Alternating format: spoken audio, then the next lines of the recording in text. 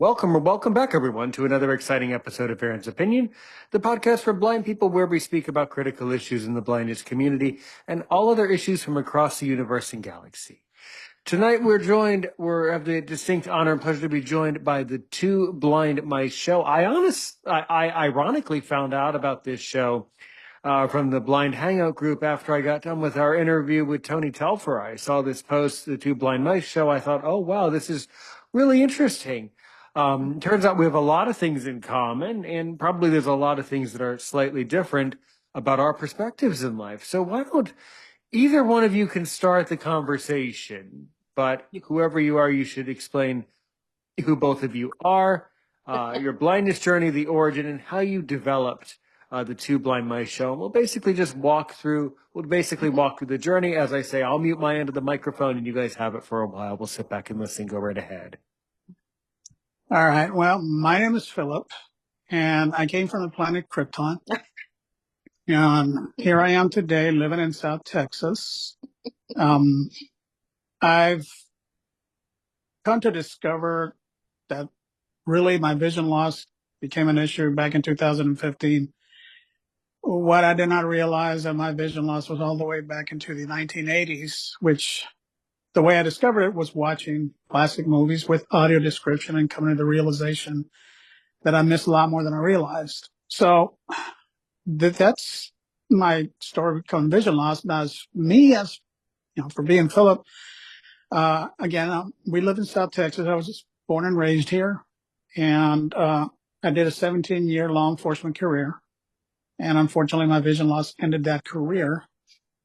And it wasn't something easy to deal with. My marriage ended. My finances took a blow. And it was just a very stressful time for me. And I think it was, my career ended in 2005. From that point on, my vision loss was becoming more and more obvious. By 2015, I was to complete vision loss. And at that point, I had no idea what was available as far as resources for the blind. It wasn't until about 2018 that I started realizing what was available, and I started moving forward from that point. I met Mary in 2019. It's my story. Well, just my story.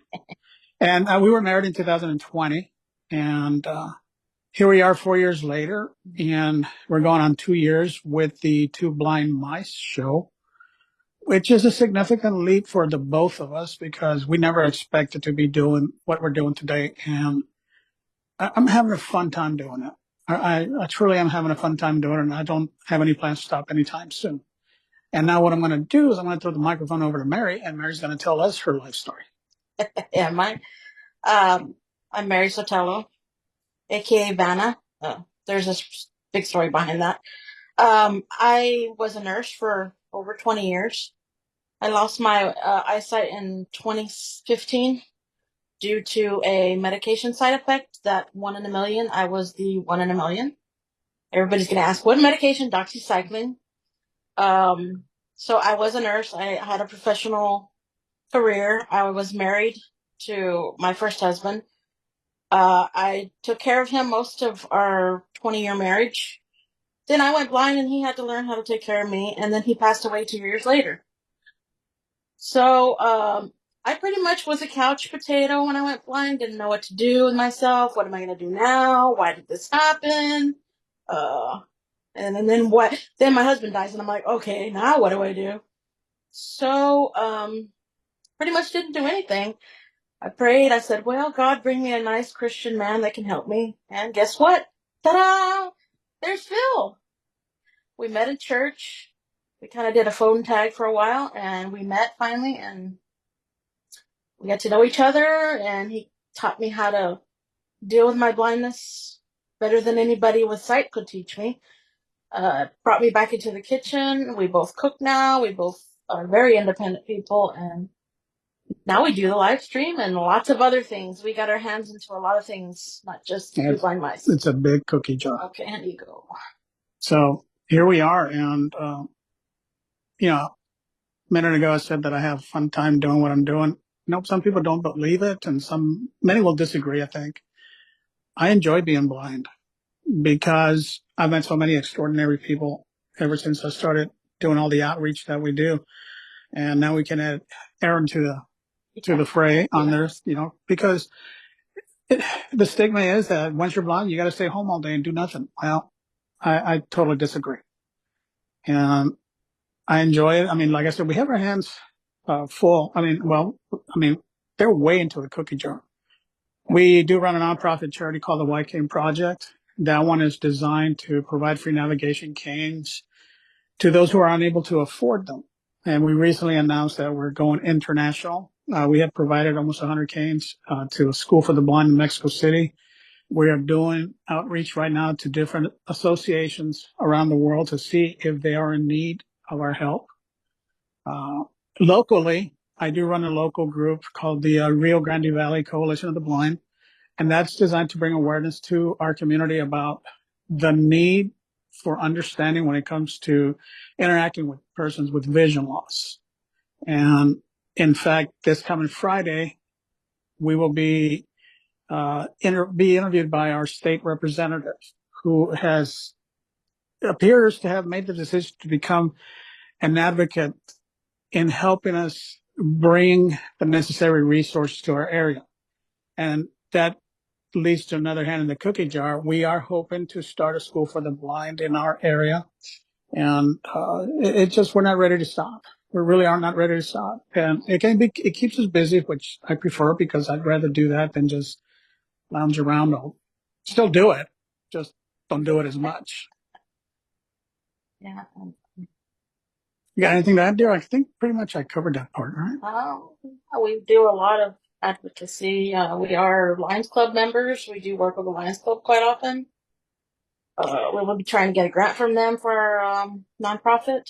So when you see a QR code on our Facebook or anywhere, that is for our nonprofit, to donate to our nonprofit. That's solely, we are a, what is it? We have the IRS. It's a 501c3 nonprofit charity. So any donation is tax deductible. We are going to be putting that QR code or a pay link, donation link on our website. It's a little bit down. It's getting ready to come back up since we went international. We had to redo the website. So that's about finished. So, what's the other thing? Oh, there's one more thing that we do, dear. Which one is it? Oh my gosh. There's so much.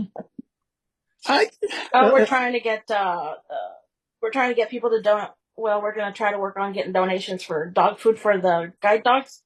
It's very expensive for guide dogs owners because they're on fixed incomes to feed a dog that takes about 40 pounds.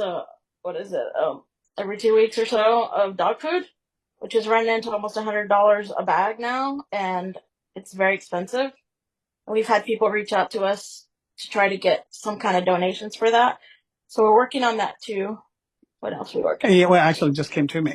One of the new projects, very, very new projects. I haven't even really launched it yet.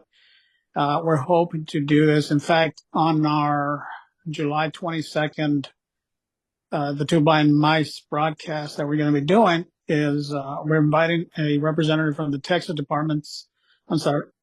Parks and Wildlife Department. Yep. And he's going to talk about what Texas is doing to make state parks more accessible to everyone with a disability. Well, me being me, had the wheels started spinning in my head, and I said, I wonder if we can work together with the Texas Parks and Wildlife Department and have, in October 2025, very likely it's just going to be from our community, but I won't be surprised if it's expands statewide. Have about a 3 to 5 day camp at one of the major state parks. Mm-hmm. Our hope is that we can get sponsors to help us provide for everything that we need. We're hoping to invite sponsors to demonstrate what they have for, visually impaired persons. We're just hoping to make that our biggest hope regarding this project is that we can do it at no cost to anyone who wants to participate. We're hoping to have people with, different levels of vision loss attend. And we're also asking for volunteers who are willing to donate their time to be there and help be sighted guides for everyone that is attending. So Two blind mice facilitates all of these things that we're doing. It was basically created to get the blind community to see the access to technology. That's what it basically was started about, was technology for the blind. We started with Navilance, then we started with all these other blind technology things that we introduced through to blind mice. Now it's kind of gone out in different directions all over the place. It's kind of spread out to different things. Yeah, let me give you an example. About a month ago, I was invited to speak at one of the local universities here, and it was a technology camp for blind students, and it just totally blew my mind to discover that almost 90% of those in attendance had no idea of what the technology was out there. I mean, they didn't even know how to use voiceover on their devices. And that's when I said, and my initial reason for attending that was to get awareness going as to whether we need a blind school or not. And if anything cemented doing that, it was that engagement that I was, involved in, and it's totally needed. And that's, again, like Mary said, that started as a result of the Two Blind Mice. So the outreach that we've done has opened doors for us, and Erin's no exception. Yeah. Mm-hmm. So that's who we are. That's what we do. And feel free to ask us any questions. Yes. All amazing, all wonderful. And I certainly have several, if not many questions for you. Okay. For one thing, I'll start with Philip. Philip, sounds like you come from an interesting background. If I heard you properly, it sounds like you started out in life as a sighted person who had a law enforcement career. That's excellent, by the way. I'm a patriot. So, what do you mind sharing? What section of law enforcement did you work in? Municipal law enforcement. I was a police officer. By the Excellent. time I was done, I was a supervisor. I retired as a patrol sergeant. And that was pretty much the end of that. Then I started way at the bottom of the barrel and worked my way up the food chain, and that's where it ended. Unfortunately, I mean, the way I like to say, I did 17 years. I probably would have done 17 more. I enjoyed that job quite a bit. That's wonderful. So good. So good. And were you a police officer there in Texas in the same town where you are now? In the same jurisdiction, really? Eh, compared to now, it's about a 20-mile drive. Yeah. I see. But it's all the same when you really think about this region. Very good. Very good. Now, did you come from a military or a law enforcement family to No, begin with? no, Oh, I was first generation law enforcement. Oh, wonderful. All right. Yeah. Now, so then after that, though, around 2005, when you started to really notice your vision loss. So what was the cause of your vision loss? So in my case, I was born blind with glaucoma and a congenital heart defect. And as I might have mentioned, I also have Peters anomaly syndrome. So that's kind of my background. But what was the cause of your blindness? Mine is retinitis pigmentosa. Oh, RP. that's a popular one. Okay, good. Yeah, It's hereditary. I've come to discover. In fact, there's a story behind that that I never thought I'd share. I'm adopted, and I never interacted with my adopted, my bio mom or anything like that. Well, in 2022, we're driving up to New Orleans to attend the NFB convention, and as I'm crossing the state line, one of my relatives calls in and says, "Hey, your mother wants to talk to you." I kind of found it strange because my mother died in 2020. And I said, "No, not that mother, your mother. Yeah. And I asked, where does she live at? Well, it turns out she lives 20 miles from where I live right now. And I did meet him after I returned. And it turns out several members, I'm the oldest of 9 children, I come to discover. My adoptive family is just me and 2 sisters. But now I have 9 siblings, 12 siblings, I guess 11. I'm doing bad math. But anyway, well, it turns out that I know where my RP came from. My mother, my biological mother, was a carrier. Yep. And several of my, I think, nieces, nephews, Your brother. some brothers all have RP. Yeah. So that added a little twist to my life as far as my vision loss. I had a small micro family to one major family now. Yeah. Yeah, fascinating, beautiful. And so now, do you keep in touch with these brothers, your siblings from your biological mother? Sort of. It's up to them. I give them the opportunity. I don't like to push myself on them because in my opinion, and I kind of sort of felt that there was a little bit of animosity that I never contacted our mother. Well, the fact is, I didn't know where she was, and I'll just leave it at that. Yeah. Sure. One of them is on actually two of them are on my Facebook friends list, so that gives you an idea of the kind of relationship we have. Yeah. I understood. That's very Yeah. interesting. Sure. Yeah. Yeah. All right. All right. And then more to dig into the whole concept of the Two Blind Mice show. So, Mhm. you know, it takes, I think it takes a lot to, you know, create a talk show. I know that it certainly does, and I've been doing this since 2020, so I can tell you that, yeah, it's definitely quite an undertaking to maintain a persona, a show, a presence in the blindness community. So, what tipped you both over? What possessed you two people? You two very kind and nice people to want to disturb your lives by the public and create a show. I mean, come on, you guys were doing so well. What really tipped you over the edge to create your show? Well, what happens is Mary and I, we talk often and we can talk for hours. That's how our first real meet started.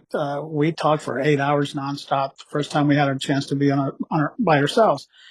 So we still do that. We talk quite often, especially before the lights go out at night. And I'm being, We don't have any lights on. yeah, metaphorical, I guess. Metaphorically, yeah. So anyway, so we talk, and one day, I don't know exactly why it popped into, oh, I know why.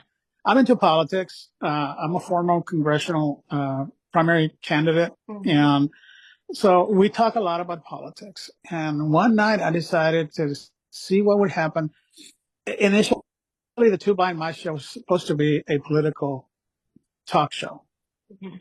but it obviously took a different turn. And the way it started was one night we were talking, and I said, I wonder. So I started, Mary didn't realize that I was interrogating her.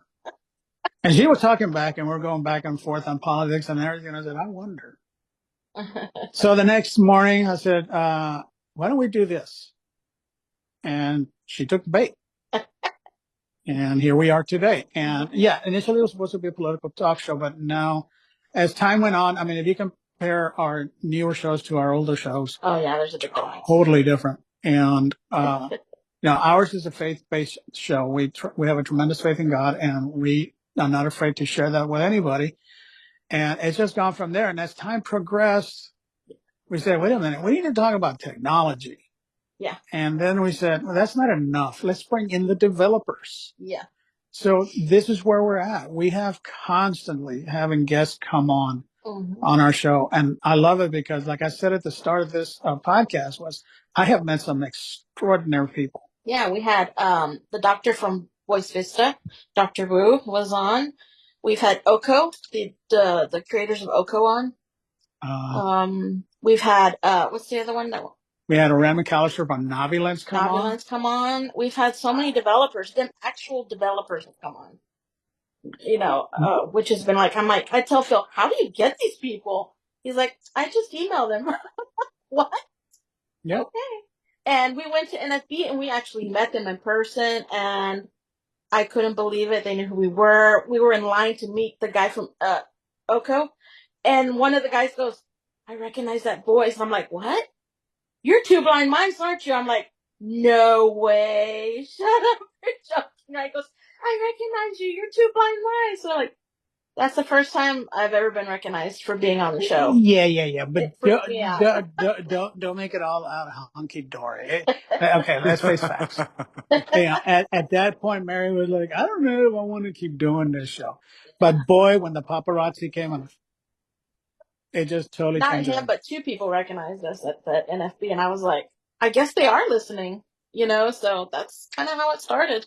Yeah, I guess I want to say, and no offense to any of our guests, but I think one of the most memorable shows we had was recently. Yeah. We had a guest from Morgan's Wonderland, and if you're not familiar with Morgan's Wonderland, it is a full access theme park in San Antonio. It's both an amusement park and a water park, and is dedicated to people with disabilities. And everything they have there, all the attractions are fully accessible to anyone with a disability. And that one made me cry a few times. Yeah, that one was a very touching one because of how it started, and it just really. I mean, we have every intention of being there next spring, and we hope we can, because and that's the thing. It goes back to everything that I said in the past. We have met some extraordinary people, really extraordinary people, including Aaron now. We keep repeating that. Yeah. Yeah. It's really cool. It's really fascinating. I completely agree. Agree with you that that's how things get started. That is incredibly interesting. You keep, the more both of you talk, the more details and the more things keep slipping out and keep spilling out of your mouths. So it turns out you were a former congressional candidate, a candidate for U.S. Congress or Texas House of Delegates, or what? Actually, Congress, U.S. Congress. U.S. Congress. Now, were you ever elected to Congress? No. So if elected, this is an easy question. If elected tomorrow, what will you do? Ooh. Oh boy, what would I do? Well, you brought it up. I never would have known if you had said. Well, the thing about it is there's so many things that need to be done. It's hard to single one out. Of course, naturally. Well, I have some ideas, but what do you think? Go. Yeah. Well, my slogan when I was running was truth, accountability, and service. And I think many people will agree they're getting tired of being lied to. Yeah. And I know it wasn't going to make me any famous, but my goal was to bring out the truth of everything that's going on in Washington, not just picking and choosing. Naturally, accountability. I myself, I would have held myself accountable, and I want every other politician to hold themselves accountable. And let's face it, that's not happening today. Mm-hmm. Nobody's being held accountable with what's going on in our government. And of course, service. Mary and I, we both have a heart, servant's heart. We just love to serve people. We don't never like to be in the leadership position, considering that I was a former police sergeant. It's kind of weird to say, but that's the way I felt like as Congress. And there's a lot. You want me to tell you what to fix? Yeah. I don't think we have enough time on air to do that. Really? What would you fix, Aaron? Certainly. Well, I think that something that has really impacted my life, and in some ways, and it's impacting other blind people's lives a lot, is that blind people are discriminated against too much when they graduate from university and can't get a job. And that really affects people's psyche, and that really affects families, and that really affects the economy, and that really affects the betterment of the United States overall. So I think one thing that needs to happen is there needs to be more legislation to encourage and incentivize agencies and companies to hire blind people who are ready to work. Oh, yeah. It can work. Unfortunately, is trying to find out what they're doing is the problem as it stands right now. After I retired, as a police officer, I came to work at the security office at my local airport. And prior to that, I had applied for 3 different jobs, and I admitted to them that I had, low vision at the time. Never got a call back. I go to probably at the airport security office, didn't tell them that I was low vision, got the job right away. Yeah. So I know there are certain ways to do things when you hire someone with vision loss. Unfortunately, they're not 100% foolproof, and you still got to be a little bit deceptive, if you would call it that way. And not tell anybody. I mean, I have 35 years of work experience. I can get any job if I applied without letting anybody know.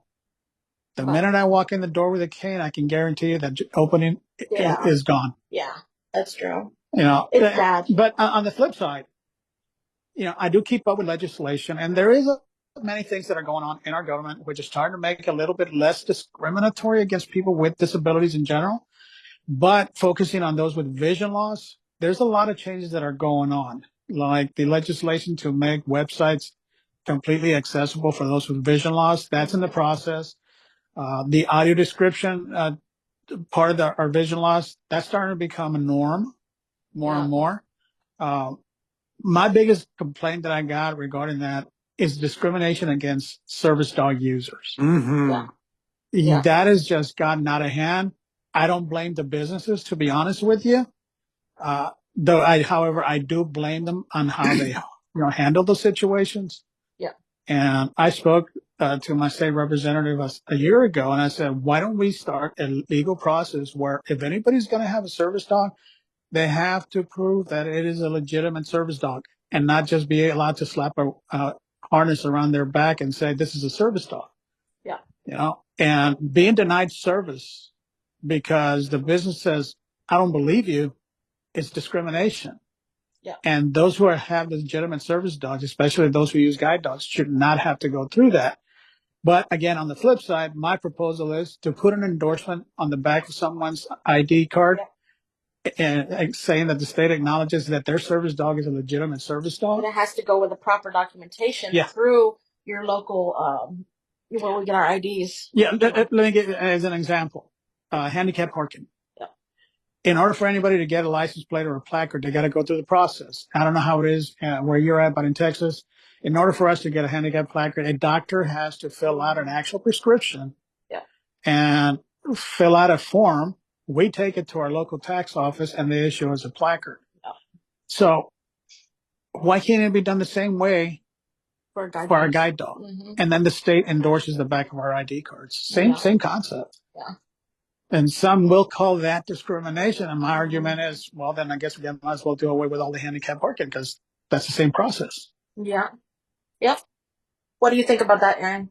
Well, I think that it's a huge issue. I had a guide dog for 13 years from Guiding Eyes for the Blind, Yorktown Heights, New York, and I always had these types of problems with various forms of discrimination. Not often, but when it happens, it's wrong, and it's a repeated issue that I think is getting worse and worse. I think after COVID, everything got much worse about that. People stayed inside. They started to forget their social behaviors and things like that. So it just got worse and worse. Yeah. Mm-hmm. Yeah. And unfortunately, many of those with legitimate service dogs are paying the price for it. And I mean, I'll be honest with you. I'm not going to say it's a quick fix, but it is a quick fix. Just go through the same process that I described. It can be acknowledged, and the business owners would have no reason but to accept that the dog is a service animal without argument. Because they always want paperwork. Well, do you have any illegitimate paperwork to show me that your dog is? Well, I shouldn't have to do that. Well, you don't. You're not supposed to do that. You're not required to do that. But if it's on your ID, it's just a little thing that says service dog. Here's the other thing, too. The dog should be microchipped from the school where it came from, and that's the proof. That too, yeah. But here in the Valley, they won't care if they're microchipped because they'll never pay attention to that anyways, you know. Yeah, that's the problem where we live at. They'll say a Chihuahua is a service dog because it's my emotional service dog. And it's actually just their pet. You know what I mean? Mm-hmm. But what makes it worse where we live in is the understanding of vision loss is almost it's a wasteland. Mm-hmm. They have no idea. The discrimination I've experienced here where I live is just ridiculous. And I've been all over the country, and I mean, there have been some areas where I've been treated like royalty. Yeah. Here, I'm a bum. I'm homeless as far as they're concerned. I shouldn't be out in public as far as they're concerned. And that's why we do what we do. That's why I'm reaching out to all our government leaders here in our area and telling them, hey, look, work with me here. We need to let people know what it's like to interact with a blind person. They're not, they don't have, anything. They're not infectious or anything like that. You're not going to catch my blindness. It's not contagious. Right, right. But unfortunately, a lot of people still seem to think it is contagious. So this is a serious issue. It is. And that's the statement we're trying to break through here where we live. Starting in the elementary schools, we're trying to get in there to educate the children. Catch them when they're young, and it'll go through their whole life, and they'll understand. Yeah, I reached out to one of our district superintendents asking them to give us permission for the next school year to appear at their elementary schools and just talk about vision loss. Kids at that age, they're sponges. They absorb what we talk to them about. And as I've said often before, the reason I decided that we should go with elementary schools was when my kids told me that the reason they stayed off drugs was the Say No to Drugs program. Mm-hmm. And my kids never got on drugs. And if they work for them, talking to others about, kids about vision loss, I think it'll work for them too. We're waiting for Phil to get his guide dog in October. So he's going to the one in New York too. Guiding Eyes too. Love it. Love it. Love it. Love it. Great choice. Well, unfortunately, they're great. Yeah. Unfortunately, I was there in February and, you got sick. And they're coming down with a severe flu and they sent me home and I was really disappointed. Yeah. I got to meet Well, my dog and everything, and she was great. And I was like in awe of all the training that I was able to do, but I couldn't complete it. Right now, Yeah. it appears that it appears I'm returning in October. Mary has also applied, so yeah. let's see how it goes with her. Yeah. Oh, that's wonderful. Guys, Hmm. that's so sweet. And then when the guide dogs are at home not working, they'll be like brother and sister or brothers, and Yeah. they'll that's so sweet. Yeah. My guide dog Nani, when she was around, she she when she wasn't working, she played with our pet dog, and Nani was a black lab, and the Hmm. pet dog was a yellow lab. Hmm. So they always played together, and it was always very, very, very touching. Absolutely. Oh, But oh, guiding eye, but I went to Guiding Eyes for the Blind in 2009, so I'm sure it's all different now. Yeah, oh, yeah, yeah. So we're waiting for that. So we have a dog to take into the schools, because kids are going to react to the dog a little bit more than a cane, sure, So, sure. so that's what we're waiting for. It's a lot more relatable to a child if Yeah. they Oh, see a yeah. Oh, dog. yeah. Absolutely. Yeah, You get their attention right away, and they're like, "Oh, it's a dog," So that's what we need right now. That's what we're waiting for. Yep. definitely. So, you know, another interesting angle that I've never actually gotten the chance to ask this question. So, Phil, when you were in all your 17 years of law enforcement, did you ever deal with, did you ever deal with a blind person, or did you ever deal with anyone with a disability?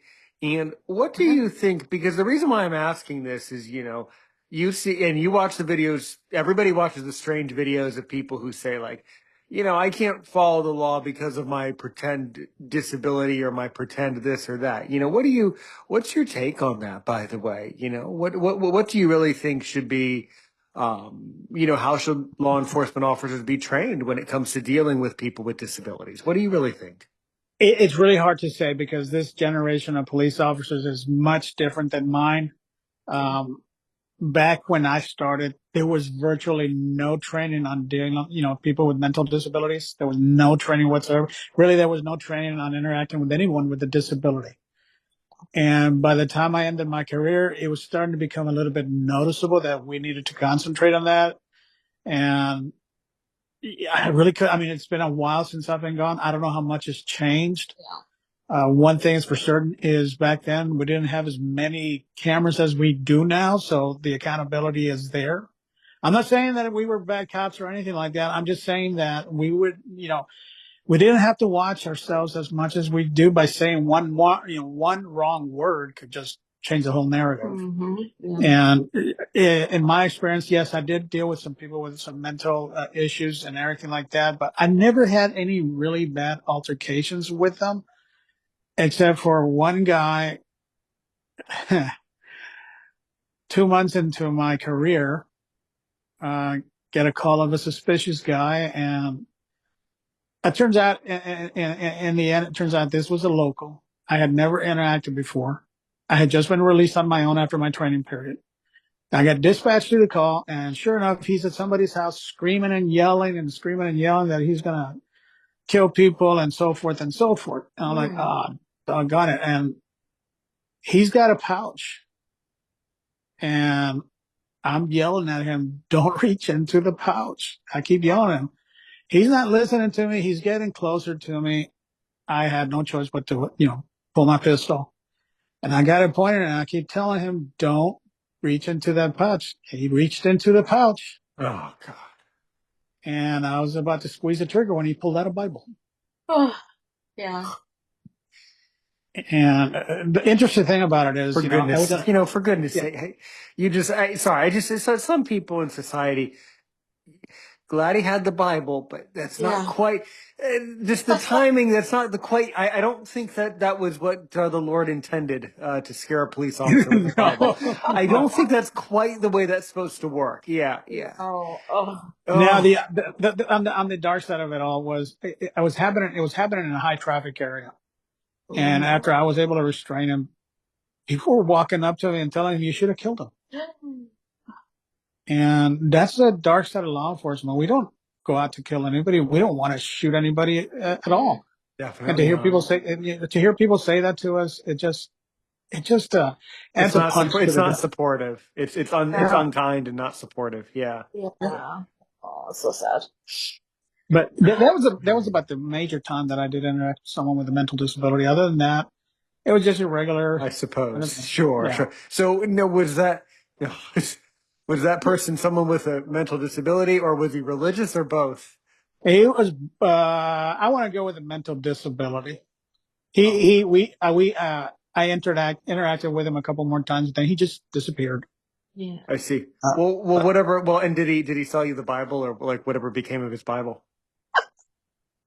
well, last thing I heard, it ended up in our property room because uh, he got arrested. I Yeah. In see. the end, of course, he was transferred to a mental facility. But Oh, what happened? jeez, Yeah, that's too what bad. happened to that? Yeah. Yeah. Yeah.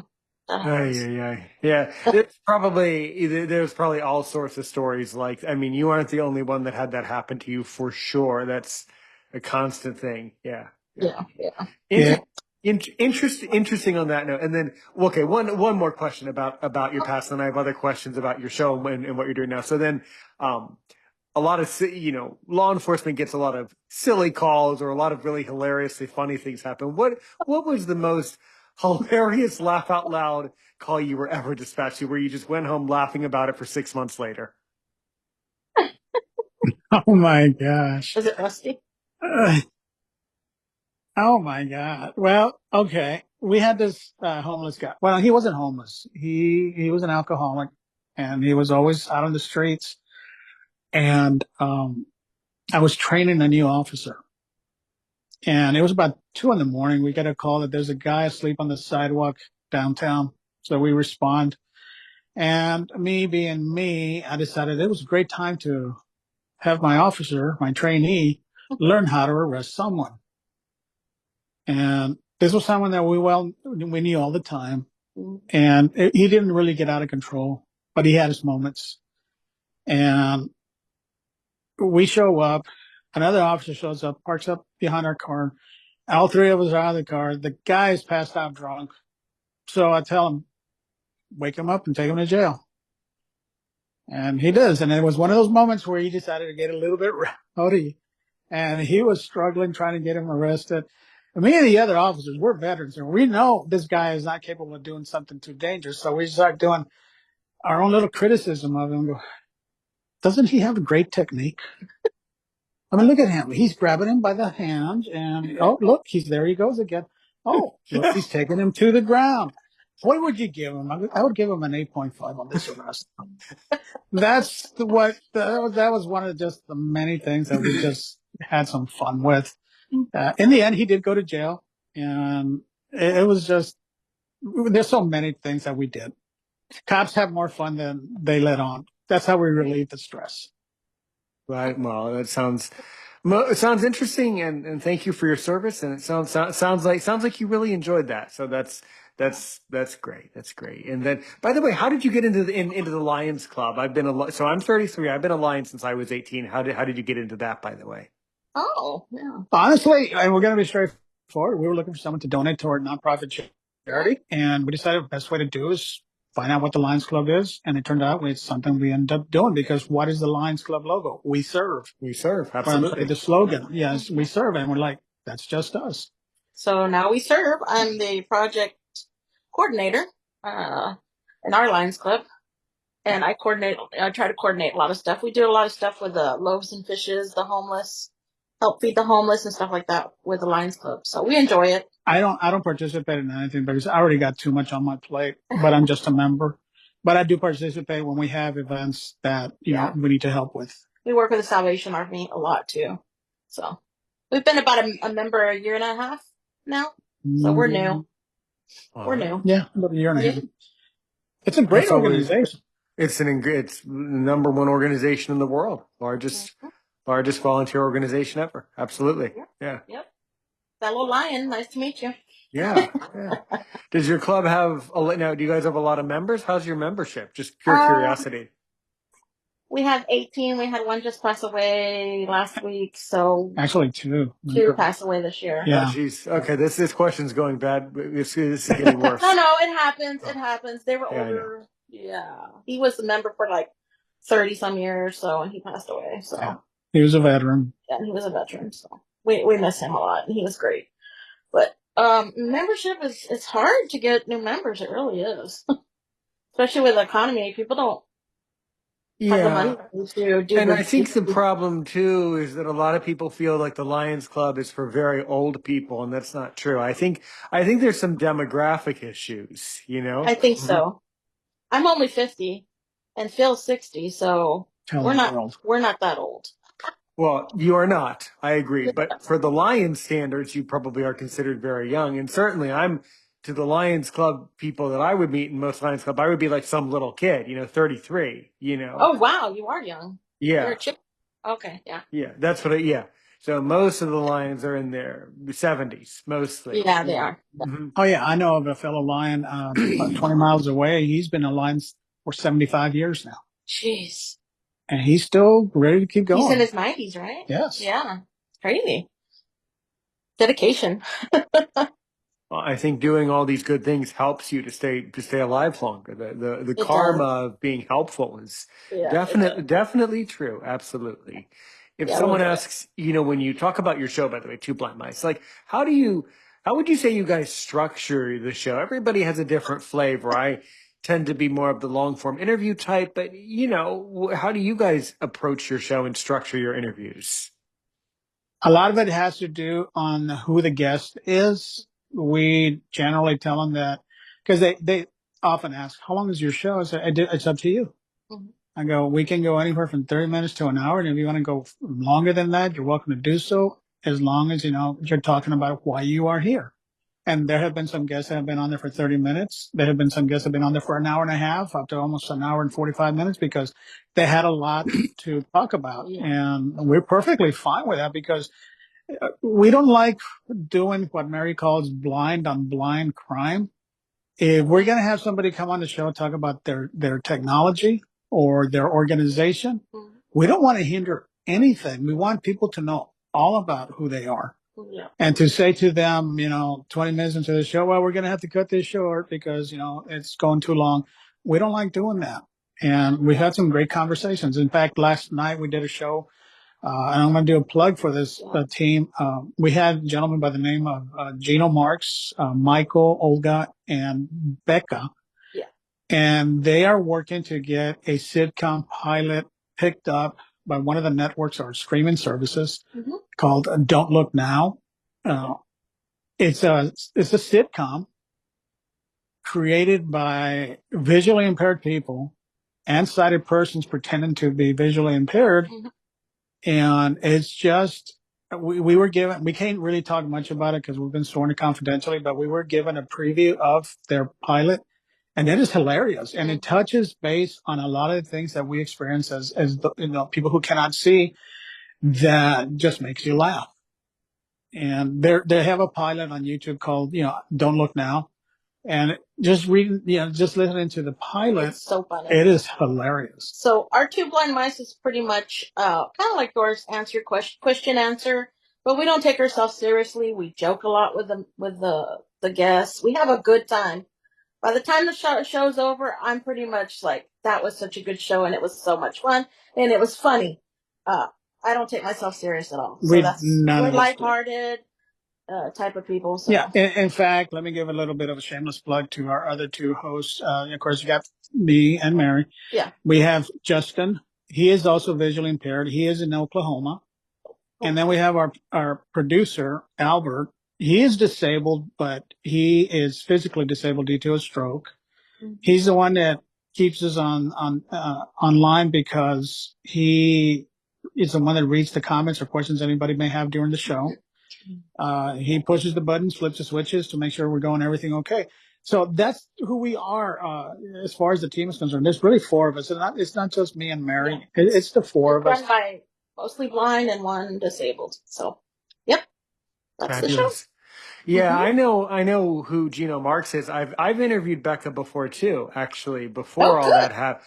Yeah, I interviewed her. I also interviewed, no, I don't think she would remember because it was nearly 4 years ago, but I did interview Olga Mahler. So I do know who you're talking about. I don't think I don't know. I've been surprised when you say, I don't think they'll remember me, and then they definitely do. I don't know if she might remember me, but I know who you're talking about. Yeah. Okay, Yeah, yeah. and I saw the pilot on YouTube. It's definitely interesting. Yeah. Yeah, it Yeah, is funny, and we had a very good conversation last night. It was yeah, we very did. lighthearted and just great. Great people. They're Yeah, great yeah, they people. are. They're a great team, Yeah, they're great. and I'm glad they're doing this, and I hope they do get picked up because I I hope think so. we need something like that. I think it would be amazing if they did. It's very difficult to get picked up by Net. It's incredibly difficult with all the Mhm. competition. I hope they get picked up by Netflix. That would be super cool. It would be. It would be. They've already said we're ready to go on subsequent episodes as long as somebody says go ahead and do them. They're just waiting for that green light, and I hope they do get it. Yeah. So that's who we had on last night. They were on our show last night. It was fun. Super cool. Great. Hmm. Amazing. Great. Yeah, yeah, Yeah. good. Good. Well, very good. And then now another huge area is obviously you guys are charity driven, Hmm. So, and on your page on Facebook, I do see a PayPal, link on your website. So how does your charity work exactly? Where can people get information? How did you guys get into that and how does it work exactly? Yeah. Oh, wow. How do we get into that? Hmm. Well, 6 years ago, we have a friend who works with the local rehab service here in Texas. Hmm. And as it is often the case, she became a close friend.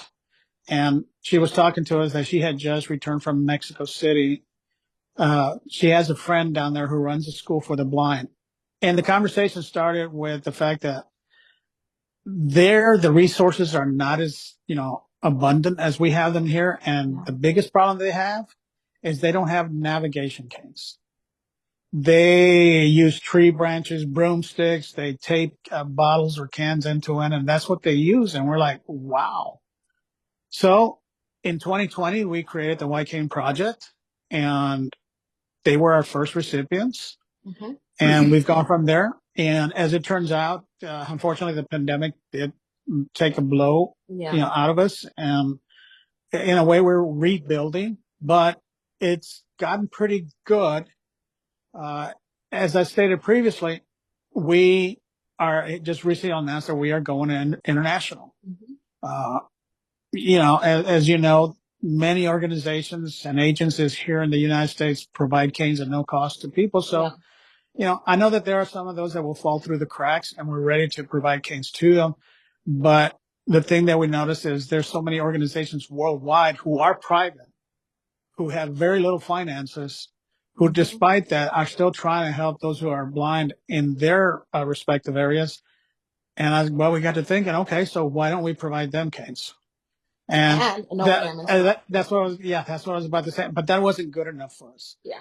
We want to be able to not only send them a cane or canes, but we want to be able to send them an instructor so they Training. can put them to, do a training on how to use a navigation Or cane. Or, train somebody there to train other blind people too. yeah, we don't want to just stop with just giving them canes and say, here's your cane, have fun. No, we want to make sure that they know how to use it properly.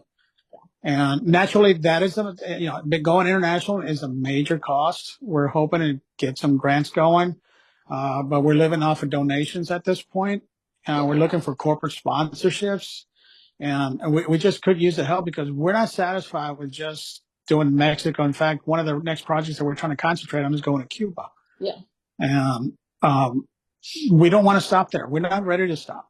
We're very adamant about giving canes to people who cannot afford them. And teaching them how to use them. Just a thought that someone's using a tree branch to help themselves To navigate down a street, I can't. It just breaks my heart. I It's can't. it's resourceful, but I get the It point. is, but So, I mean, hey, gotta see, that's why you guys should add some ingredient of resourcefulness to that. yeah, I yeah, don't know, like give them a yeah, white cane and then, I don't know, add some other creativity to it. But, you gotta yeah, throw in a spice of creativity here at some point. yeah, yeah. But no, you are so right. I have spoken with many people I too have been blessed with many guests from all over the world.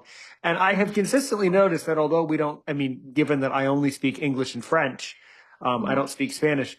We oftentimes forget about all the thousands of people in Latin America that are suffering, that have very very, very, very challenging lives. And the more blind people that I've spoken to from that region, I realize like that part of the world is very, very much behind in that whole Yes. section. I mean, that's a It is serious issue. one Spiritual of the issues, social issues, Yeah. it's a big issue. Go ahead, It Philip. Yeah. is. one of the things that we are looking forward to is that the Lions Club International Conference is going to be held in Mexico City. Yeah, we're going. And we're looking forward to attending that because we want to meet our recipients. We want to we want to go to the School for the Blind and also meet other Lions Club's members in Mexico City that live in Mexico City. So that's what we're planning to do next year. So we're the Lions Wonderful. Club. Yeah, Yeah. we're looking forward to that so much. Yes. I've been to Mexico City. Mexico City is just it's an amazing city. So, I saw when I had vision, it's going to be a whole new experience for me with vision yeah. loss now. So, So I we're mean, still working on Mexico. We're still working on trying to get more canes to Mexico. But we yeah, need donations, and cane prices have gone through the roof, just like everything else. And we can't just give them simple tips either, because just the point tip will break real fast in their roads and their street. It's like cobblestone. It's terrible. So they need the rolling marshmallows or the rolling ball tips for their canes. So that's an extra $15 price tag on the cane. So that's what we're working towards. Really yeah. good. Well, yes, go ahead. Going back to your question as to why we have the PayPal link is to anybody that wants to make a donation. Mm-hmm. Now, I am going to be blamed for something on this one. Is yes, it's on our the Two Blind Mice Show Facebook page. I need to put it on because we do have a Facebook page called the White Cane Project. I need to put it on there, and I'm hoping that your listeners go there and donate. We could use the financial help. We're trying to do as much as we can. We have had some donations, nothing major. We are hoping to get corporate sponsors, like I said. We really want to make this happen. We're not satisfied. We're just on a personal level, because it's Mary and I again, Justin and Albert. We're all part of this. We're not satisfied with just having people, I don't know. It's hard to explain. We want to make their lives a little bit easier. That's what we Well, want to do. I think it's easy to explain. You want to basically take my slogan. You want to help one person today and a million people tomorrow. There you go. Yeah. That's a great slogan. Yes. I won't steal it. Well, guess what? It's my slogan. You can. Yeah, we No, can't have it. no. That's awesome, Aaron. Yeah, thank you. So, well, that's good. Well, definitely give me, here's what two promises that I'm going to make you. I never make promises I can keep, so I'm not making promises, but certainly if you give me the information, I have a secret idea in my mind. I can't say it on the air, obviously, but I have a secret idea. And I can't even give you a hint because then you'll know what the idea is that I'm thinking of. So I got to be really careful about not mentioning it. But soon I tell you what I can do. If you guys can send me all of the information about your charity, this White Cane thing, and what you guys are doing. If you guys can send me all the necessary bells and whistles of that, I can use my imagination, talk to some people. I do have a secret idea about that, so that I have, yeah. So definitely, there are people here in the Aaron's Opinion family that really care about that, and then the fact that I really like the fact that both of you are Lions who are not only living the idea of we serve, but have taken it even one step further to say we serve and so do we, and here's how many other people we can help with our own creativity. And I think that's worth celebrating and definitely worth making a mental note of this for sure. That's absolutely. And when you do, by the way, I usually like to mention this on Facebook Messenger. Or chats afterwards, but I always like to say it when I can say it. Please do, both of you can send me a nice little description about yourselves, who you are as people. Philip, you can certainly say that you started out sighted, worked in law enforcement, lost your vision in 2005, did all these interesting things, and then obviously put all of the social media links, especially your White Cane Project links and all the plugs for the charity and all that. You can definitely put them in the description, and I'll definitely create a strong description along with my secret idea. Okay. Got it. Yeah. And Oh, yeah, but 40. that's all wonderful. How many now? But by the way, so how fluent are you guys in Spanish? Being that you guys live in Texas, are you guys pretty fluent in Spanish? Phil is. He Yeah. grew up speaking Spanish. Sí, So. señor. See, no, and I had to learn a lot of it when I was a nurse. So Mm, I'm not fluent, but I can get by, as they say. But mm. Phil is very fluent. It's his first language. Yeah, you had to listen to me curse in Spanish when she gets on my nerves. I see. So back to something back to your past, just a little bit, because I understand why you steered away from it. But your adoptive family, as in your adoptive parents, so were they like native Spanish speakers from like one of the Latin American countries, or is that how you grew up in just a Latin American family? I was, as was once called, a love child. And there's some violence behind it because apparently my biological grandfather was not too happy with what happened because my mother was a unwed mother. Mm. And In a Latin American country, in yeah, Mexico. it's just it's a big no-no. Yeah. Yeah. And my family moved here back in the early 1900s, and that's where the generations went. And of course, that was also my biological mother that moved here too. And when that happened, well, as it turned out, my adopted mother took responsibility for me when she gave birth to me. Yeah. And here we are today. And they all spoke Spanish. His mother still spoke Spanish when I met her. That's all she spoke was Yeah, Spanish. but she was a little bit devious. She pretended she didn't know English. She knew English. No, but yeah, I mean, everybody really in my family, They're Spanish speaking. they're all we're all Spanish speaking, except for the new younger generation. Like my daughter, she's not a Spanish speaker. Yeah. But she's full 100% Mexican. Go figure. Okay. Yeah. Yep. Some of the younger kids just don't want to speak Spanish. Yeah. Nope. Yeah. For me, I never wanted to speak French until I was in my 20s and 30s and started going to France a lot. And then I fell in love with the language and became interested in French people. And yeah. Mm-hmm. Cool. I've never been to France. Yeah. It would be a hard country to go to if you don't speak French. It's and for disabilities, it's a very different society. So. Really? Oh, okay. Yeah, it is. It is. Which is why I'm so glad you guys are working on getting these canes down to Mexico and these other countries that really, those blind people down there, they really need, not that blind people should ask for handouts or hand ups, but they need some help to put it. They do. Yeah. It's a simple thing. A cane is a simple thing to us, It's like I said, there are many organizations around the world, Central America and Mexico included, that do serve the blind community, but the majority of them are not government funded or government run. Like us, they rely on donations. And some of them, frankly, are not bringing in what they want to bring in. And that means that they're not able to provide navigation canes. Well, if that's the case, we can do that. Yep.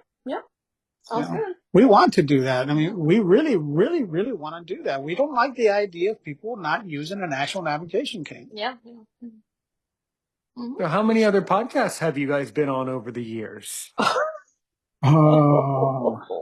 We did Renee's Cooking Without Looking. Yeah, we did. Oh, me too. I've interviewed her. She's a character. She's cool. Lord, is she? Yeah, she did a podcast with us, and then she did a live show to cook. We did a gentleman. His name was Kelvin Crosby.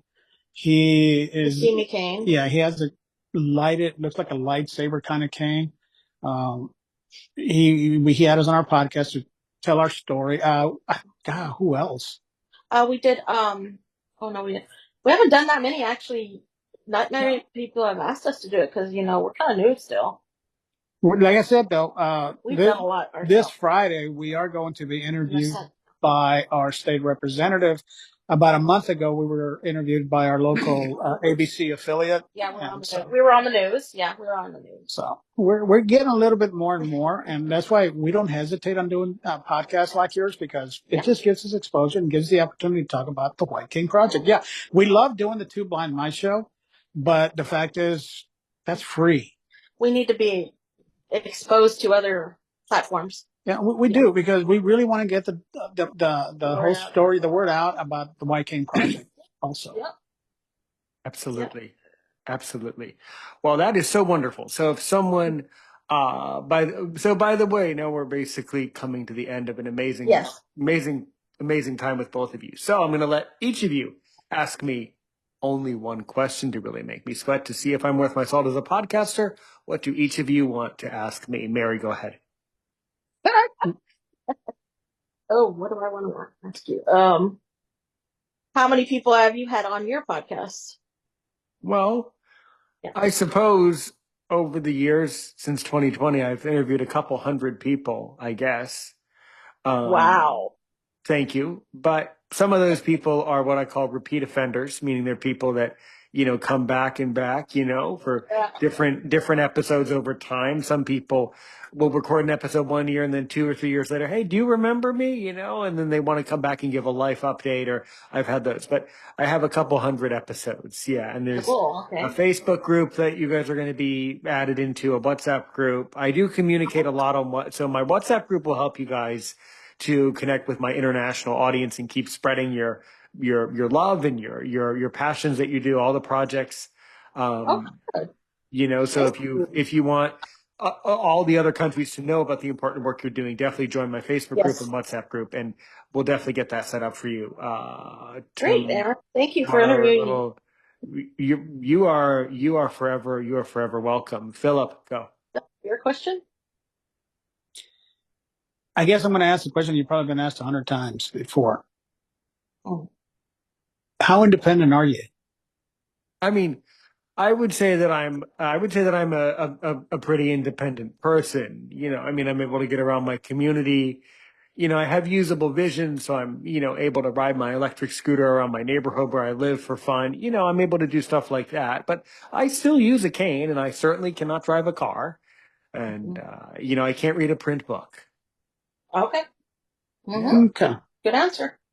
So if someone wants to get in touch with the Two Blind Mice show or either one of you, how do they do it? Well, whoa. Yeah, that's a good one. Okay. Okay, let's start with the Two Blind Mice Show. You can get a hold of us on Facebook under the Two Blind Mice Show.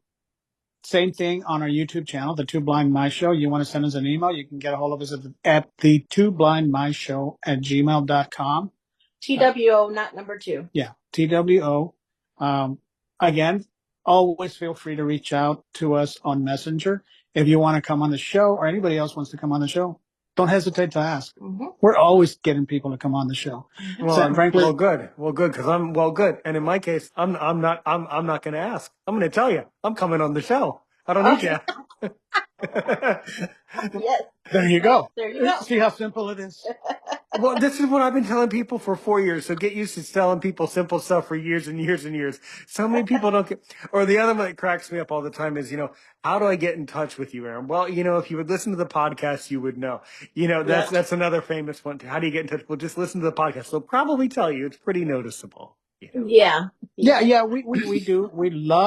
I love, I mean, it's like Mary once told me when Mary attended the Crisco Rehabilitation Center School for the Blind in Austin. Yeah, I did. And at that time, I was just scheduling people after people after people to come on the show. And one day, one of her, I think it was instructors or something, asked her, how in the world does your husband get so many people to come on the show? And Mary's response, he just asks. And that's what I do. I just ask. Right now, I am so, oh, God. I don't know if you've heard of Glidance, that new AI cane. Yeah, I think I saw that on Facebook. Sure. Yeah. We're trying to get that guy to come on our show. I want him to come on the show, but their contact information is not valid. Yeah.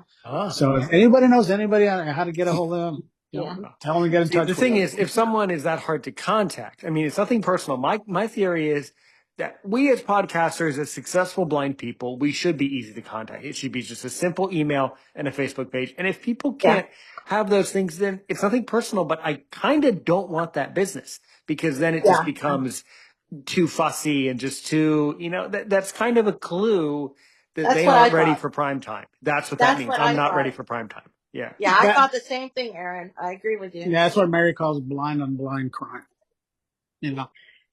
blind on blind crime. It does exist, believe it or not. Well, Yeah. whatever it is, I don't interview people who I can't contact. That's Good for you. that's a trick. You can't, no matter how much you want to, Philip, if you can't contact them, you can't interview them. I know it's hard because you would think eventually they would notice, but sometimes people are odd about that. But Yeah. So you wanted to know how to get a hold of us on absolutely. how else? And any other methodology that you guys can be reached. Okay, I'm going to go out on a limb because I'm never afraid to do this, and I know some people are apprehensive about this. No, You you're wanna about come- to be afraid and apprehensive, but go ahead. Oh no, not even.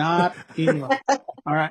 If anybody wants to come on the show, to promote the technology that they're creating, their organization, their group, whatever it is, like I said, you can contact us at twoblindmyshow@gmail.com. You can contact us through Messenger, or you can call or text me at my number, 956-238-7753.